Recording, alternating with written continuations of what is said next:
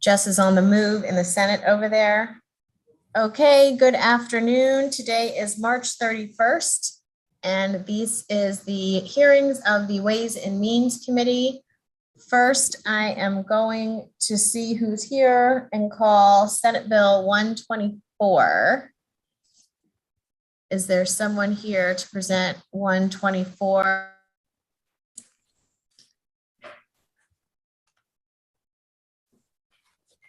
Okay, feeling my mute. I got my mute. Hi, Maura, how are you? Hi, good afternoon, Delegate Atterbury and Ways and Means Committee. Thank you for having me. I found out about this about 2 minutes ago, so I apologize for my nervous energy but Senator Hedelman obviously is saddened to not be able to join you all today. So good afternoon, Chair Atterbury and Vice Chair Washington and members of the Ways and Means Committee. My name is Maura Dunnigan. I'm the Chief of Staff for Senator Hedelman. Today, I'm going to present Senate Bill 124, Public Schools Grant Program to Reduce Compost School Waste.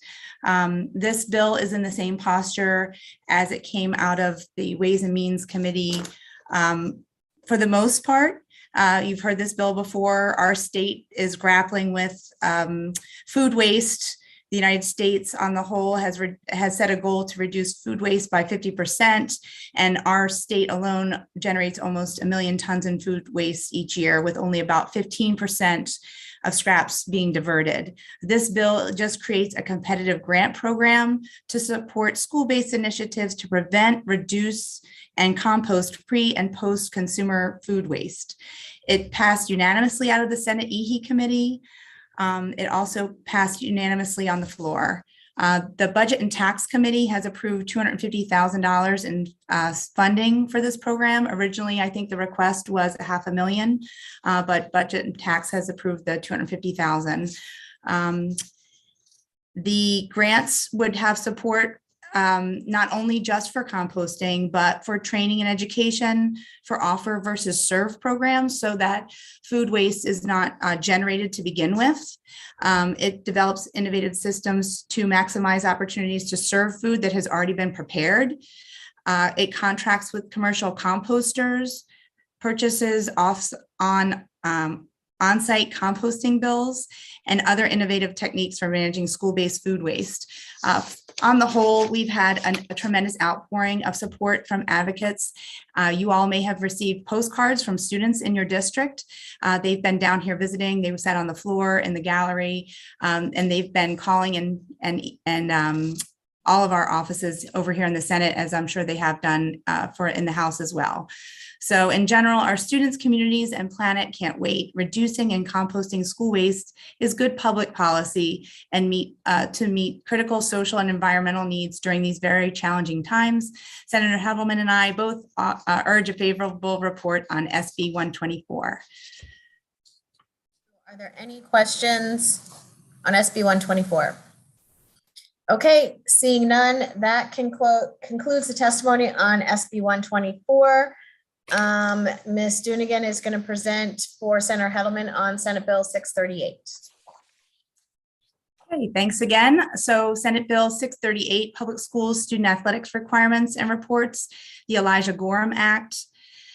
As you will remember, this bill is named in honor of Elijah Gorham, a 17-year-old Baltimore City student who tragically died in October after suffering a traumatic brain injury during a football game a month earlier. This bill passed unanimously out of the Senate EHE Committee and the floor. Jordan McNair, Marquise Meadows, and Elijah Gorham, they are the names of many Maryland college and high school students who have lost their lives playing their beloved sports. There's no words to describe the pain and anguish these families and communities have experienced.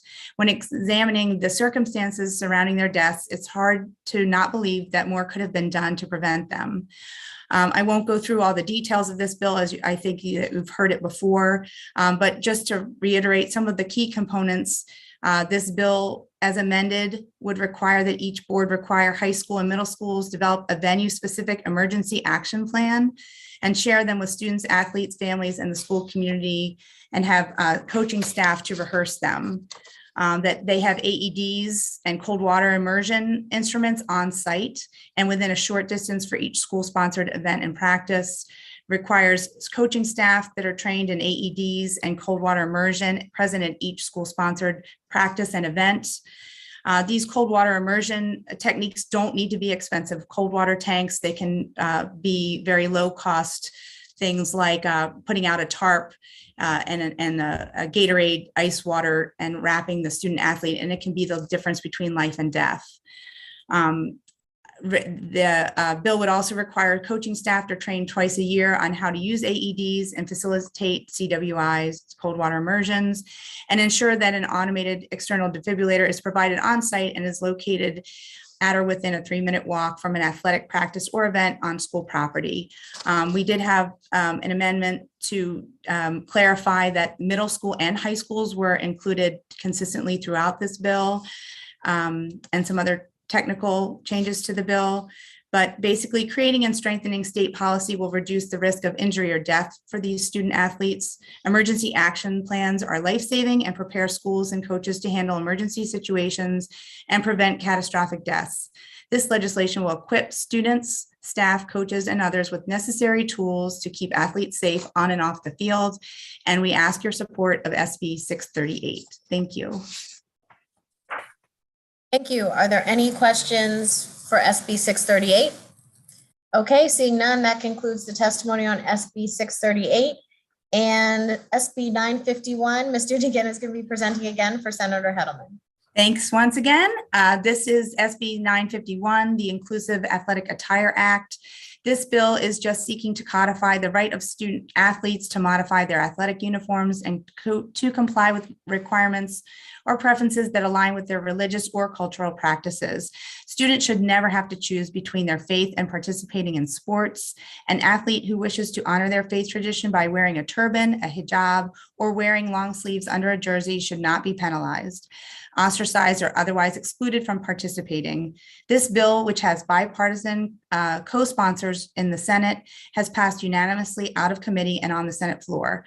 It is in the same posture as the House bill as amended, which also passed this committee and on the floor. I think the one small change was that I think came out of this committee was to include modesty as well as cultural and religious reasoning. As you heard in the prior House hearing, creating these barriers can cause a student athlete to feel demoralized or stigmatized, and has even resulted in players being completely barred from participating. I will not go through the details, as you've heard the testimony already in your committee, but no athlete should ever have to choose between their religious beliefs and the sports they love. For these reasons, I ask your support for SB 951. Thank you. Thank you. Are there any questions on SB 951? Okay, thank you. That concludes the testimony on SB 951. Thank you, Maura. Thank you. Next, Senate Bill 234, and yes, Delegate Patterson is presenting for Senator Jackson, and Ms. Franklin is presenting for Delegate Patterson. So whenever you're ready. Thank you. Good afternoon, Chair Atterbury and Vice Chair Washington and the members of the Ways and Means Committee. As stated, my name is Kara Franklin, and I'm presenting Senate Bill 234 on behalf of Senator Jackson. Senate Bill 234 is identical to House Bill 277, which passed the House unanimously on February 24th. It is a straightforward bill that would create a recognition program through the Maryland State Department of Education for public schools who serve military-connected students and families. The schools would be designated Purple Star schools if they meet a few requirements in providing support services for the students with family members who serve in the armed forces. The aim of the legislation is to help ease the adjustment of military-connected students and foster better relationships between local military installations and the communities. And we feel because of the sacrifices made by the children of those who serve in the armed forces, we need to do everything within our power to ensure their success. So for those reasons that I mentioned, I ask for a favorable report for Senate Bill 234. Thank you. Are there any questions for Ms. Franklin? Okay, seeing none, that concludes the testimony on Senate Bill 234. Thank you. Next, Senate Bill 421, and there is Mr. Khan for Senator Rosapep. Yes, hello, my name is Owen Khan. I'm here to present Senate Bill 421. This bill would require the Governor's Workforce Development Board to evaluate and report the possibility of paying higher wages to school bus drivers to the state by September 1st, 2022. This is the cross-file of House Bill 753, which the committee already heard. There are two differences between the House bill and the Senate bill. The House bill moved the study to be done by the Department of Transportation and the Department of Education instead of the Workforce Development Board. And the Senate bill was amended to include benefits and regional variation in the study.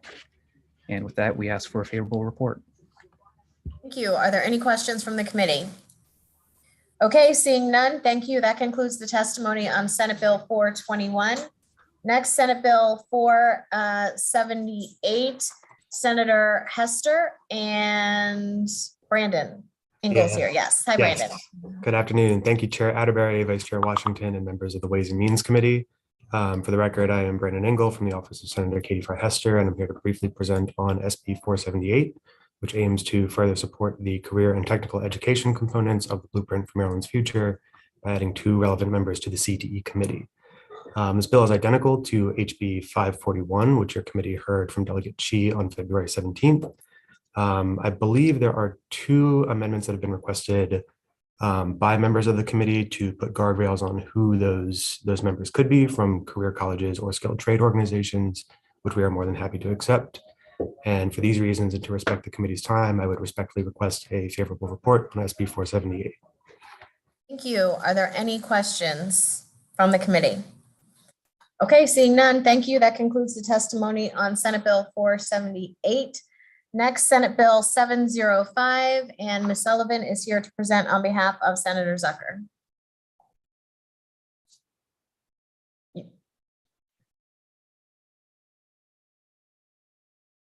Hi, thank you. Good afternoon, Madam Chair. I'm here presenting on behalf of Senator Zucker for Senate Bill 705. House bill actually just passed today in the Senate on 3rd reader, and they are identical. So I urge for a favorable report.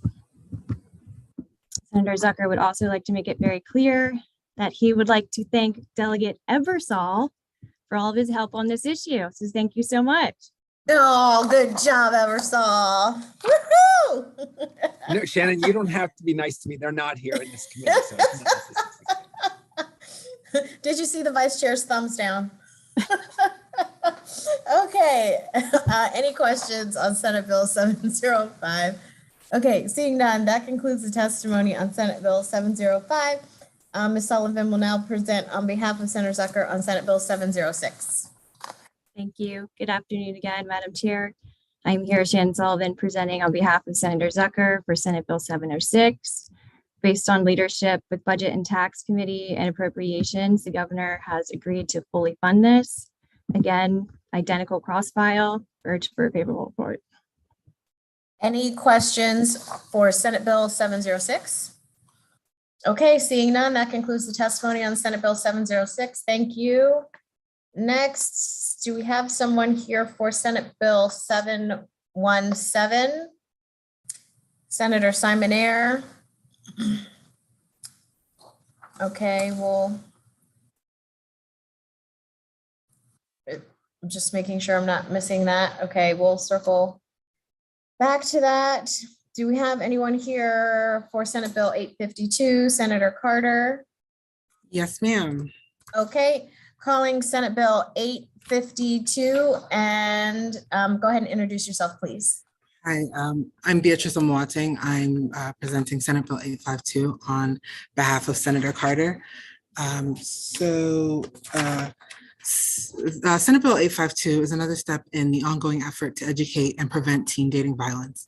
With greater awareness and prevention, we will save the lives, health, and well-being of thousands of young people that fall subject to toxic, dysfunctional, and abusive relationships.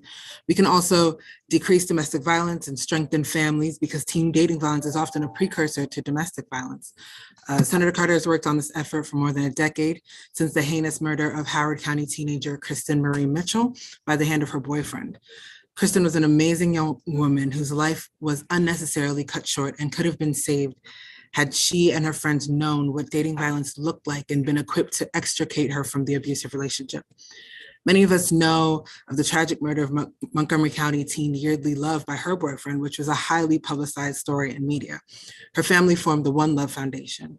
Senate Bill 852 was heavily amended by the Education, Health, and Environmental Matters Committee.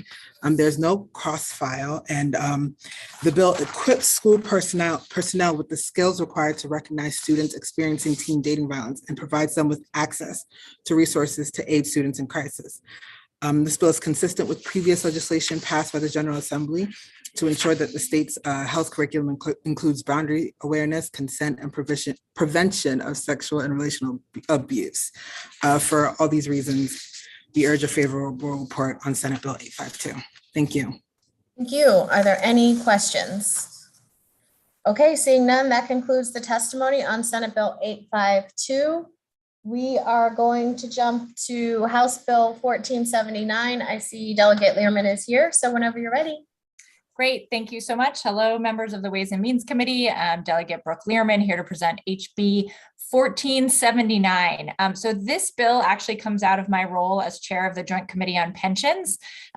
You all don't get to see me as a pension person very often. I'm usually in appropriations, but one of the things that we've been working on for the past few years in the Joint Committee on Pensions is how to ensure that we are investing in Maryland businesses, right? Like Maryland money in Maryland businesses, because in 2016,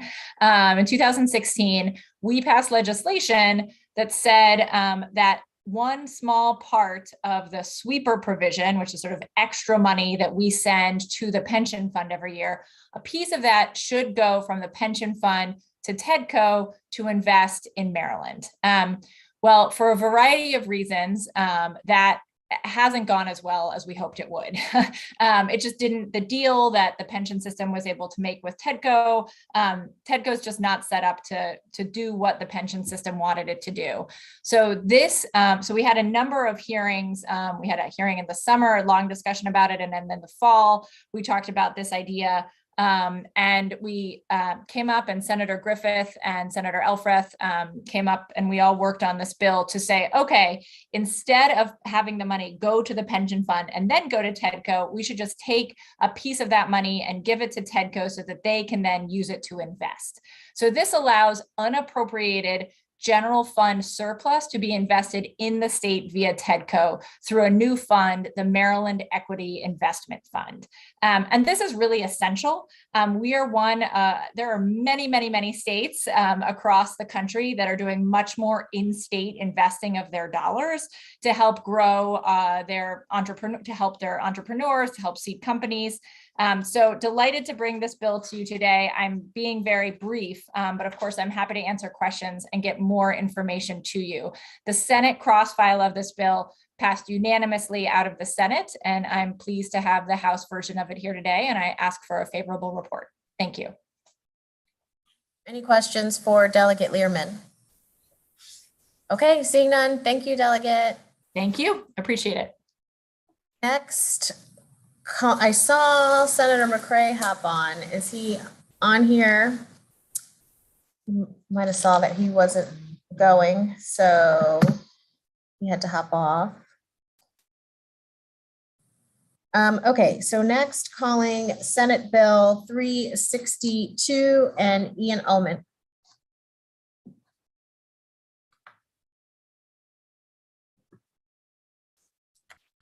Thank you, Madam Chair. My name is Ian Ullman for Senator Pinsky, who's on the floor presenting EE bills, I think including some Ways and Means bills right now, so I had to run and turn off the mic.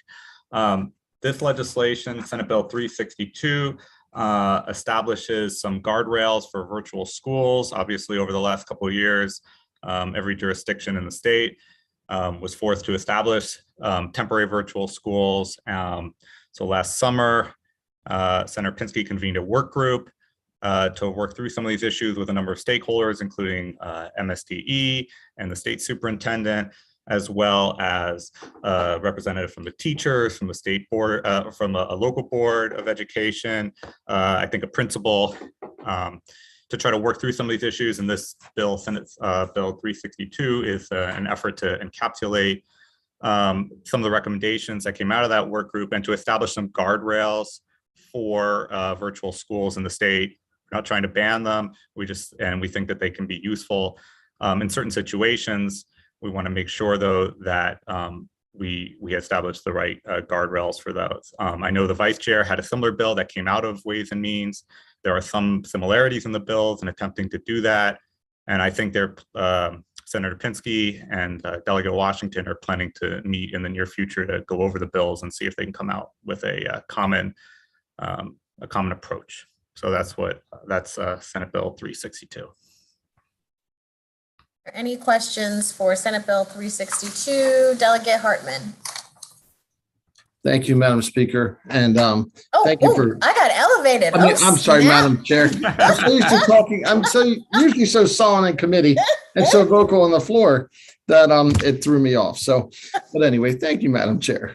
But a promotion would be deserved. But we have a great speaker already. So let me backpedal there. So with this bill, my concern, the Eastern Shore has an awesome program in place right now. 94% student satisfaction. It was something that Maryland State Department of Education pushed to be created under the old state superintendent of schools, and is still endorsed by the current superintendent as being effective.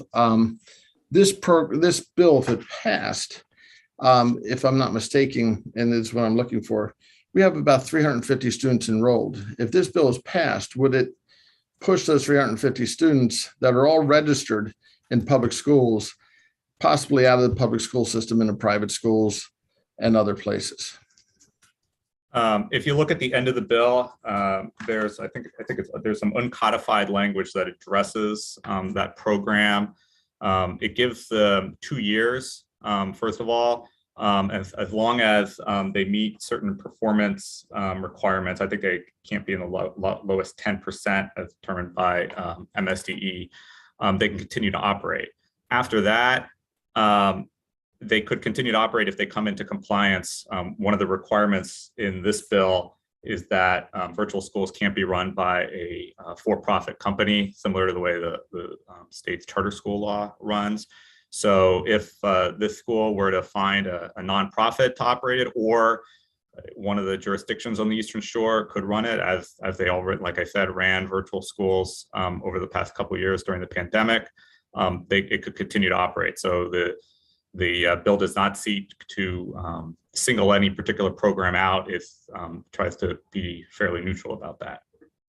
So the program has a huge success rate, so I'm not concerned about it failing. So that's hopefully something that we could work on in meeting some kind of mutual ground or something. So I appreciate you answering that question. Thank you. Any other questions? Delegate Ebersol. Thank you, Madam Chair. I was looking at the amendments on this bill. Originally, the bill said that only a nonprofit could operate a school, but that was changed to the definition was changed in such a way that it said as long as it wasn't for profit. And that means that there's some kind of gray area in between. Who was that seeking to include when you loosened the definition there? Well, yeah, I mean, I think it was more of a clarification. There was some ambiguity or confusion about who could any entity. It could be, like I said, it could be a local government. Could operate a virtual school. We just wanted to bring it in line with the current law on charter schools. So I thought we were trying to reduce confusion, and maybe we didn't manage to do that. I think that was in response to some concern by numbers of stakeholders that we didn't want to foreclose certain vendors from being used as long as they weren't operating the program or the school. Does that answer your question at all? Yeah, it does. It's a concern, but thanks. Yeah, Okay. thank you. Vice Chair. Thank you, Madam Chair. Ian, under the bill, I know that we removed DJS, Department of Juvenile Services, from under MSDE and created its own board. Is it true under this bill that MSDE will still be able to create a virtual school? I think that's true. I believe that is correct. Yeah, I just wondered why would we allow that when they just went through a process of 10 years of having DJS and MSD didn't really do a good job with that. Why would we allow them to have more schools under MSDE? I don't recall that being a big part of the hearings on this side of the street. I'm not sure that we had that intent, to be quite honest with you. I'm just reading the language. It says virtual school means a public school established by the department or by a county board. So I think that answers your question as to what the bill allows. I'm sure we'd be open to talking about that issue. It was not, like I said, a big part of the conversation as I remember it. Thanks. Yep. Delegate Hartman, is that another question or? It is another bite, Madam Chair. So thank you. So just going back to a point that Ian just made about trying to bring something that your wording was something about programs that are not in compliance or not meeting the letter of the law.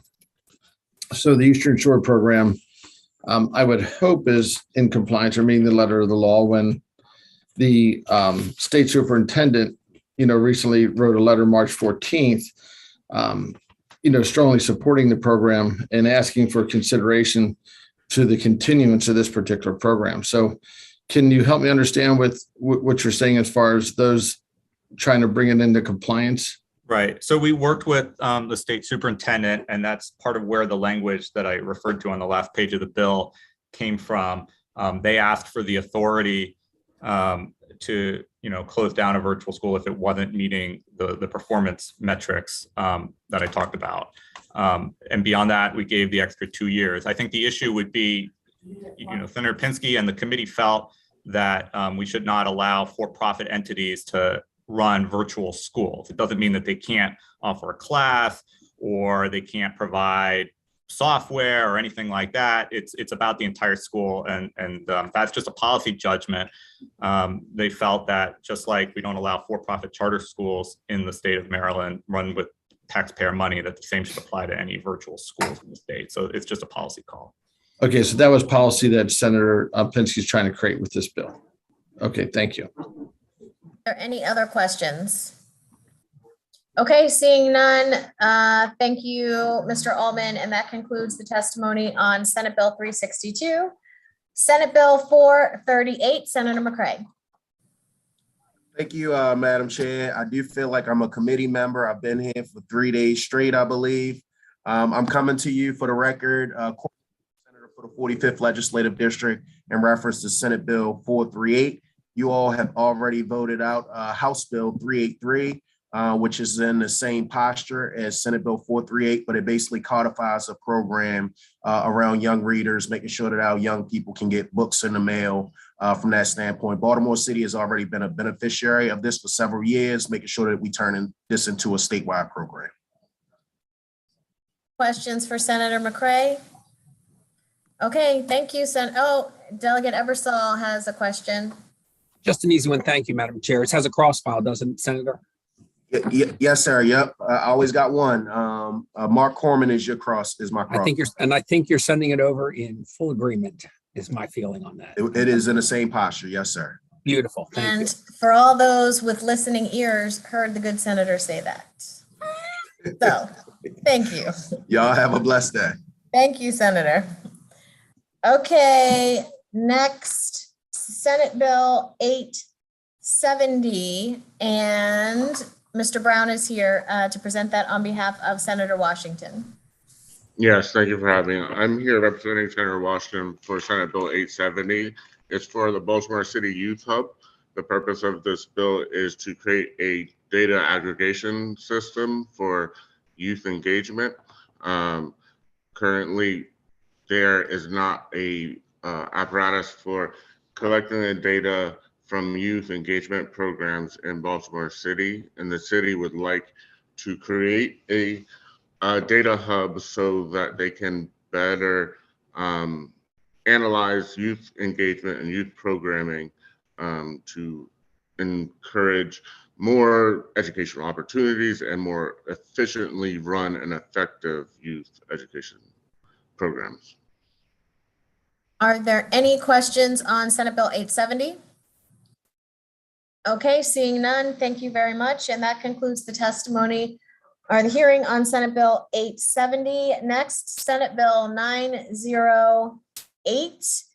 And I know that there's someone in here for Senator Gulliam. Mr. Glassman, yes, whenever you're ready. All right, thank you, Madam Chair. Madam Chair, Mr. Vice Chair, committee members, for the record, Jordan Glassman here on behalf of Senator Gallion and the Hartford County Senators to introduce SB 908, Hartford County Board of Education, appointment of members, alterations, which is a local bill and passed unanimously in the Senate. The Hartford Senators also thank the committee for passing the companion bill, HB 603, which is in the same posture. The bill simply replaces the governor with the county executive in making appointments to the Hartford County Board of Education. And I want to reiterate that those appointments must be considerate of the gender, ethnic, and racial diversity of the county at large, as well as requires 5 of 7 votes from the county council to advise and consent of the appointments. And just to be clear, this would affect the next county executive, not the current. The bill also staggers the appointment of board members such that the members appointed to the board within 90 days of the general election in 2022 must serve for a term of 2 years instead of the usual 4 years until a successor is appointed and qualifies.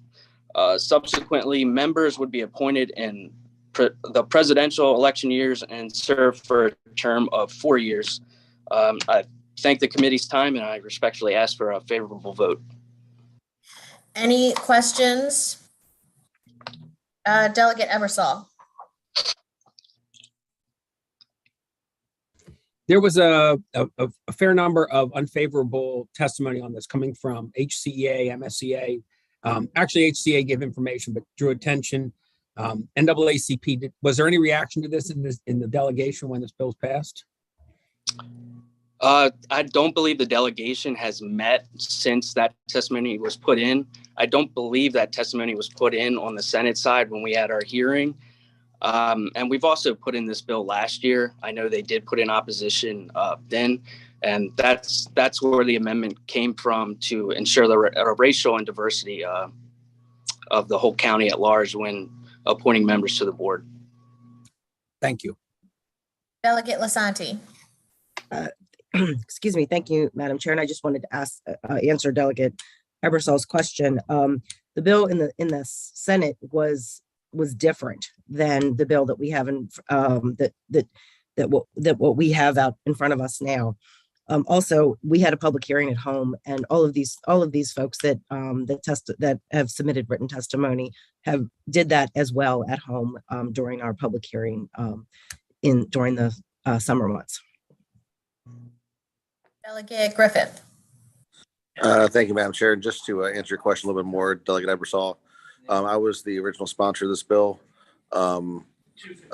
We had multiple public hearings last session over the summer for a lot of different feedback, and we feel the concerns submitted in testimony or in the written testimony, not only about the ethnic and racial and gender makeup of the appointees, but also there's a process in place in the Hartford County Charter to ensure a fair process for these appointments. So we feel like we did a good job of addressing all these concerns, finding the middle ground, and just moving one step closer to the other 21 jurisdictions in the state that do not have gubernatorial appointments. Or questions? Okay, seeing none, thank you. That concludes the testimony for Senate Bill 908. Calling Senate Bill 717, and there is Ms. Contino from Senator Simoneer's office here to present. Thank you, Madam Chair. For the record, Kara Contino on behalf of Senator Simoneer to present Senate Bill 717. This bill would give local schools the ability to set up a virtual learning environment after all of their allocated snow days have been used. It would not take away any of the currently allocated snow days. It would just give them the option to not have to tack on days at the end of the school year when the allocated days have been used. It's optional. It's not a mandate. They would have to have a public hearing and a vote before implementing the program. And just to note, currently 16 jurisdictions have applied with MSDE this year to have this option, and this would just give the locals the control. We have worked with MSDE and they are supportive of this legislation, and we would request your favorable vote. Are there any questions for Senate Bill 717? Okay, seeing none, that concludes the testimony on Senate Bill 717. Thank you. Now Senate Bill 920. Senator King, and I know there's someone on behalf of her office. Yeah, Ms. Horton, thank you. Madam Chair, members of the committee, Patty Horton for Senator King. Senate Bill 920 establishes a process for granting presumptive eligibility for the Child Care Scholarship and is cross-file of HB 995, which passed this committee. Since the inception of the Child Care Scholarship, Senator King has heard from families and providers about the onerous process of applying for the scholarship and the long wait times for approval. Families can't wait weeks or, as some have testified, months for approval.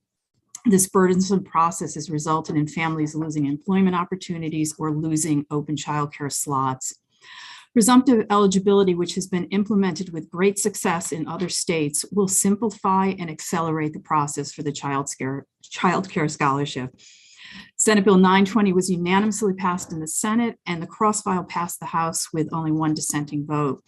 The substance of the two cross-file bills is the same. There are just a few technical differences. So Senator King hopes this committee will agree with conforming the minor technical changes in the Senate version of the bill and give a favorable report to Senate Bill 920. Thank you. Are there any questions? I think you accidentally said the Child Scare Scholarship. That'd be more interesting. Yeah, it would be, but yeah, more interesting type of scholarship situation.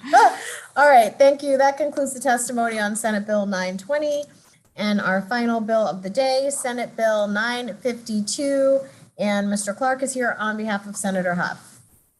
Yes, thank you, Madam Chairwoman. For the record, Stephen Clark, Senator Huff's Chief of Staff. This is a local bill that creates a special election procedure for the Frederick County Board of Elections if the vacancy occurs 30 days before the candidate filing deadline prior to the primary election. Because the special election runs concurrent with the already scheduled gubernatorial and presidential election, there's no additional cost. County Executive Gardner and the County Council are in support, and the Frederick County delegation unanimously supported this bill. So we ask for a favorable report on Senate Bill 952. Thank you. Are there any questions? Okay, thank you. That concludes the testimony for Senate Bill 952. And I see Senator Washington, we heard your aide presented the bill already. Oh, that's great. Okay. She did better than what I thought. Okay, thank you. I look forward, I hope she said, I look forward to talking about the differences in the bill. I look forward to working those out. So thank you. Thank you. Alrighty. Okay, committee, that concludes our hearings for the day. Education, Early Education Subcommittee, please stay on this Zoom. We were going to try to vote at 2, but it looks like that might not be possible. So we're back on the floor at 2:30. So listen up for the time. We're likely to vote immediately following our 2:30 session. Okay, so early subcommittee, hang on. Everybody else, feel free to jump off. Thank you.